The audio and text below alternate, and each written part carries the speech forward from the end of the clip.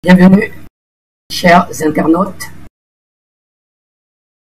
à bord de ma capsule Parole libre du 20 août 2025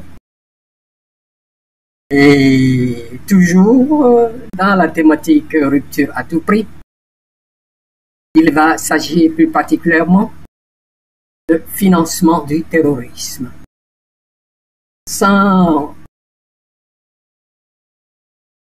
tarder, je vais vous faire écouter un clip là-dessus. Puis nous reviendrons pour commenter. L'ensemble des Africains se posent. Où est-ce que les terroristes sortent leur financement? Élément de réponse dans ce commentaire. Alors, d'où sort-il cette manne colossale, ces armes, ces équipements roulants, bref, cette logistique d'une armée et qui sont sans domicile fixe? Pourtant, les terroristes les affichent ouvertement au vu et au su de la communauté internationale, celle qui, en principe, se bat contre le financement de la violence. C'est là que doit intervenir l'intelligence humaine pour mieux cerner l'appui dont ces terroristes bénéficient sur le plan international. Observez attentivement les liasses de billets. Là, je suppose, il est en train de faire la paye. Celui qui est au-dessus, au-dessus. Et dans le coin à droite, ce sont les 5 leaders de différents groupes. C'est le même qui change souvent de nom, mais tous affiliés à Al-Qaïda et qui travaillent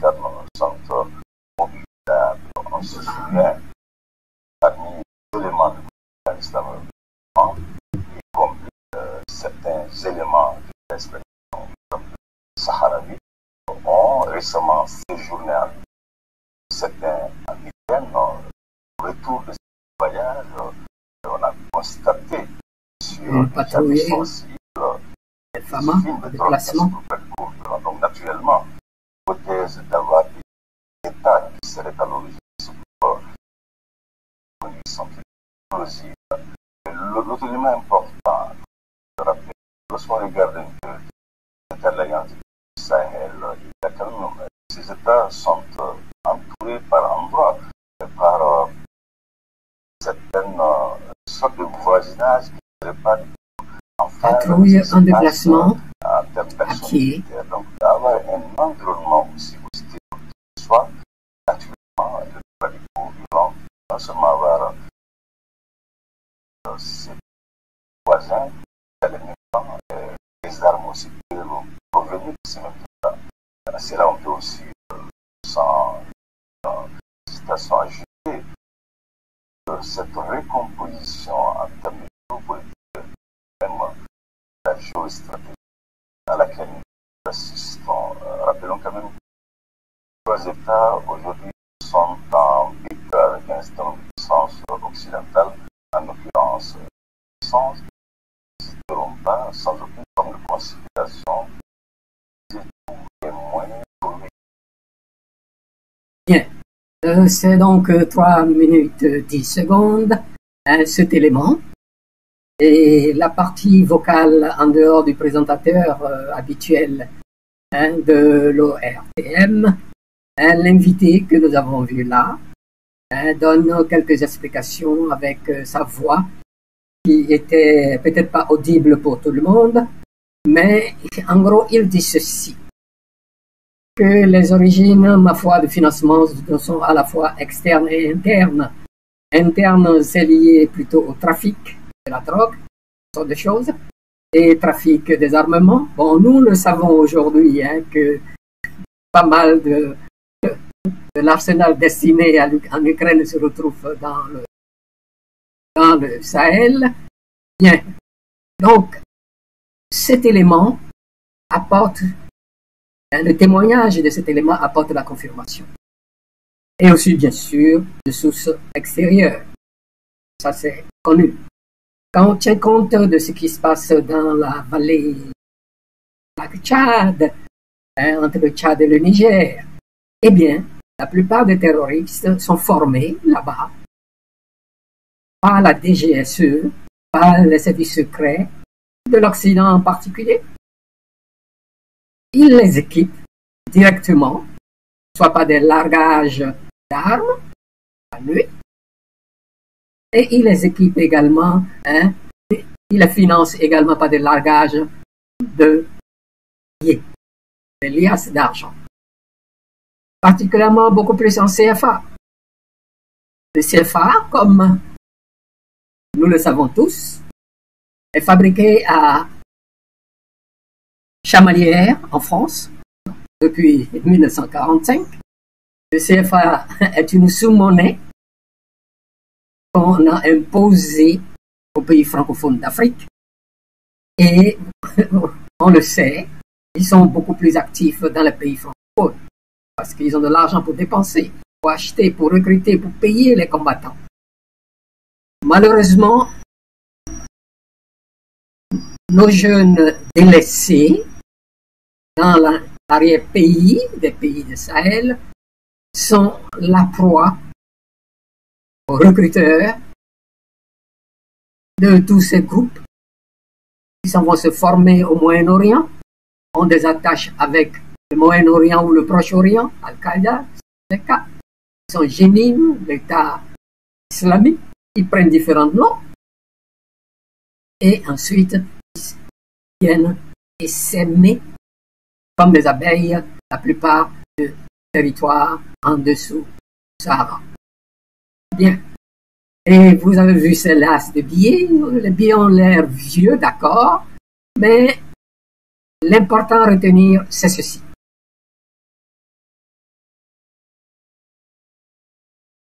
Nos déstabilisateurs, c'est-à-dire nos anciens, c'est-à-dire maîtres marionnettistes de nos chefs d'État marionnettes.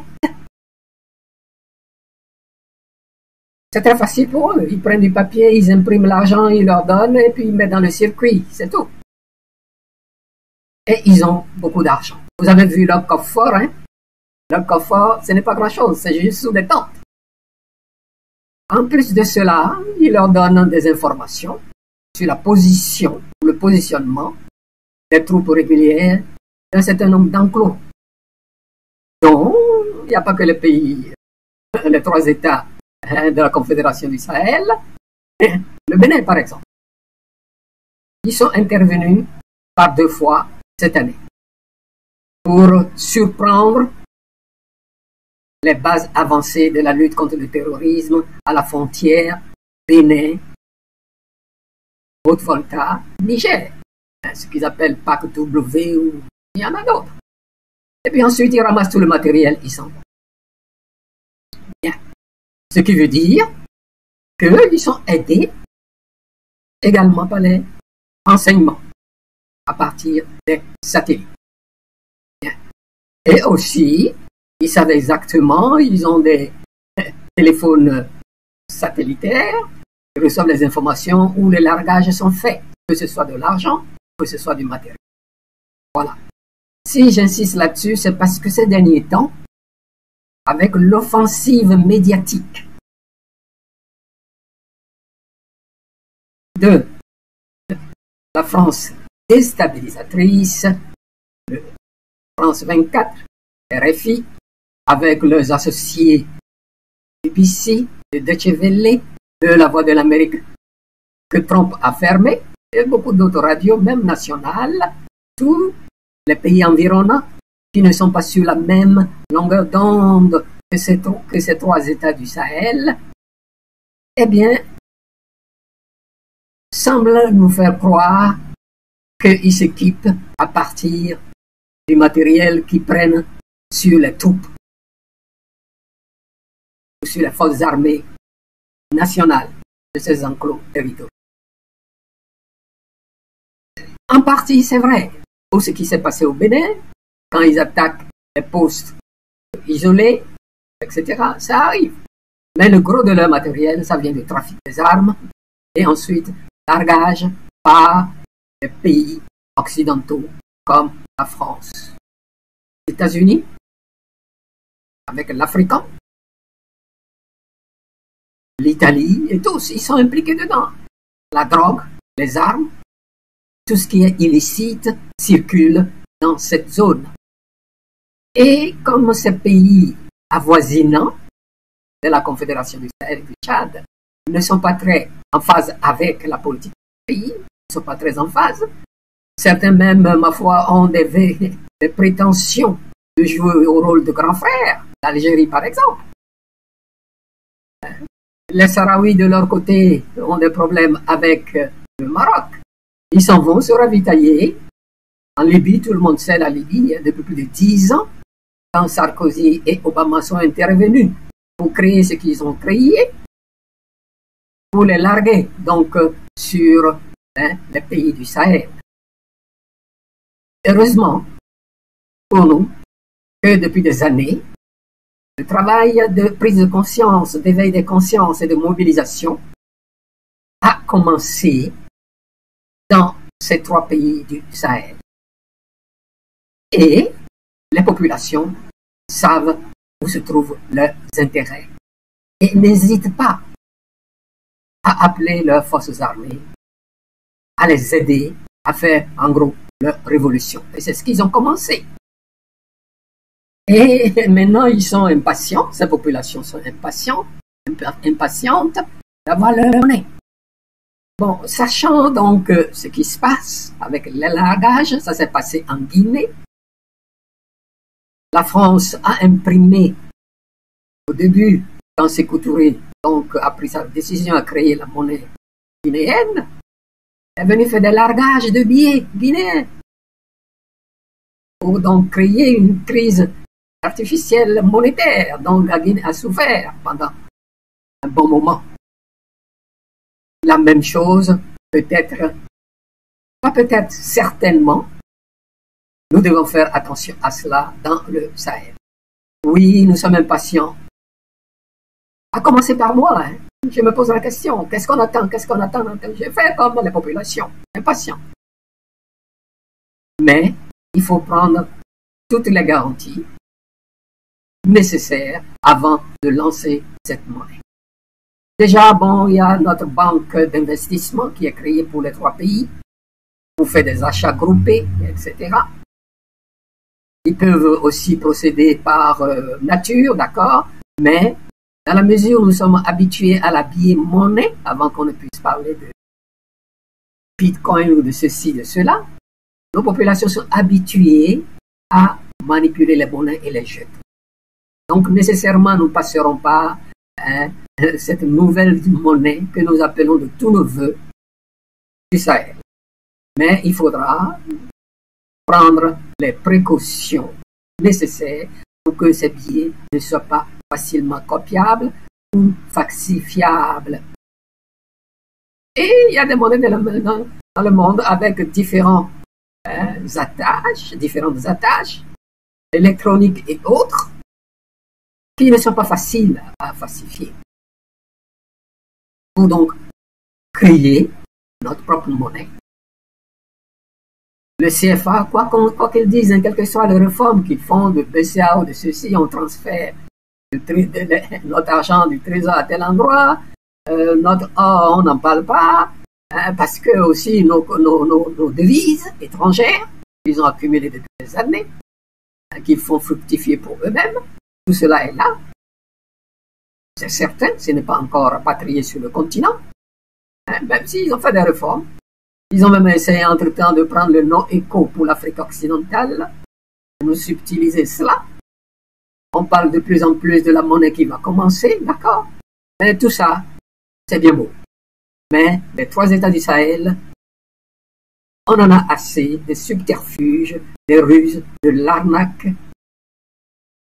orchestrée par l'Élysée et Alassane Dramane Ouattara. Macky Sall n'est plus là, mais il y a toujours, ma foi, Foy Adema, il y a Sassou Nguesso, il y a Oligui Nguema, dont nous ne sommes pas sûrs du tout. Alors, s'il vous plaît, foncez droit devant. pour la souveraineté monétaire de la Confédération des États du Sahel. Ce sera, ma foi, le point de départ pour la consolidation de ce que vous avez commencé. Nous ne pouvons continuer à utiliser la sous-monnaie appelée CFA, qui est une propriété française datant de 1945. Quelles que soient les réformes, ça ne nous appartiendra jamais. La garantie, c'est aussi du papier. Mais ce papier, nous devons le payer avec quelque chose. Non, finissons avec ça. Cette association du cavalier et du cheval, ou de la chèvre et du chou, après 65 ans, pardon, les 3 dirigeants de la Confédération du Sahel, tout comme vos populations, je me joins à eux, nous appelons à vous d'accélérer, s'il vous plaît. Mais, vous n'avez peut-être pas la technologie, mais il y a des pays qui ont la technologie. Tout comme vous avez fait pour les passeports, un facile fiable. Allez vers ces pays-là, continuez à aller chez ces partenaires pour nous produire la monnaie de la Confédération du Sahel. Pour en finir, une monnaie que, ma foi, les terroristes ne peuvent même pas fabriquer. Chamalières, peut-être après quelque temps, va le fabriquer. Mais former nos populations, nos commerçants allaient détecter les faux billets des vrais, les faux jetons des vrais. Nous comptons sur vous. Votre force, c'est la population sur laquelle vous vous appuyez, je veux dire la population haïtienne. Et il reste cette souveraineté monétaire que nous attendons avec impatience. Ce n'est pas seulement vos populations, toute l'Afrique, bien pensante, décomplexée, attend cette monnaie. Et le jour où vous allez faire cette publication, vous pouvez déjà entrevoir les satisfactions, la joie, l'explosion de joie qu'il va y avoir. Et vous rentrerez définitivement dans l'histoire de cette partie de l'Afrique. En attendant le reste, il y aura encore de bonnes choses. Bien, chers internautes, c'est mon point de vue que je tenais à partager avec vous. Je ne sais pas ce que vous en pensez, d'accord ou pas. Vous pouvez toujours commenter. Très poliment, je vais engager la discussion avec vous si ça vaut la peine. Et on continue. Okay? Voilà. Je vous remercie. Ceux qui ont aimé, je suis le pouce vers le haut. Et à la prochaine parole libre. Un sous-thème de la rupture à tout prix. Voilà. Je vous remercie.